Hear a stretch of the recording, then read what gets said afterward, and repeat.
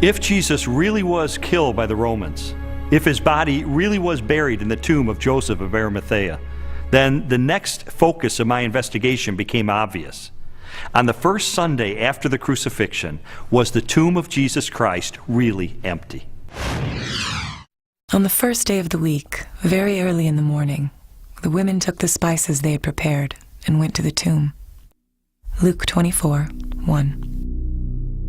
The empty tomb story also has a very embarrassing feature of it that is preserved in the memory of the early church, namely the discovery of the empty tomb by women. Now, in order to appreciate this, you have to understand something of the status of women in Palestinian Jewish society.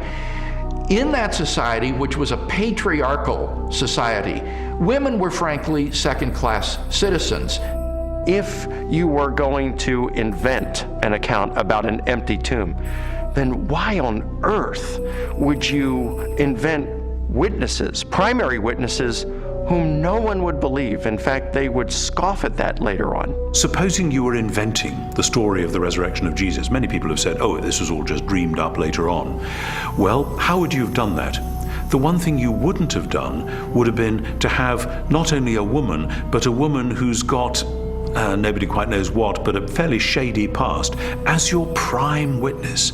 And yet there she is, Mary Magdalene, in Matthew, Mark, Luke, and particularly in John. And already by the middle of the 2nd century, the pagans are sneering, this is just based on the testimony of hysterical women, you can't believe that. But the early Christians stuck to their story, they stuck to their guns, they stuck to the women. They said, this is how it was. Now, they just would never have made that up. And that actually has enormous ramifications. If this is how the story was, and they didn't change it to airbrush Mary out, then this really must have been what happened on that first Easter day. The chief priests devised a plan. They gave the soldiers a large sum of money, telling them, "You are to say, his disciples came during the night and stole him away while we were asleep." Matthew 28:12 and 13. Matthew reports that the Jewish authorities were claiming that the disciples of Jesus had stolen his corpse. And this is verified by Justin and Tertullian a little bit later on, saying that the Jewish leaders were still saying the same thing in their day. Now here's the question. If the body is still in the tomb, why are you saying that the disciples had stolen it?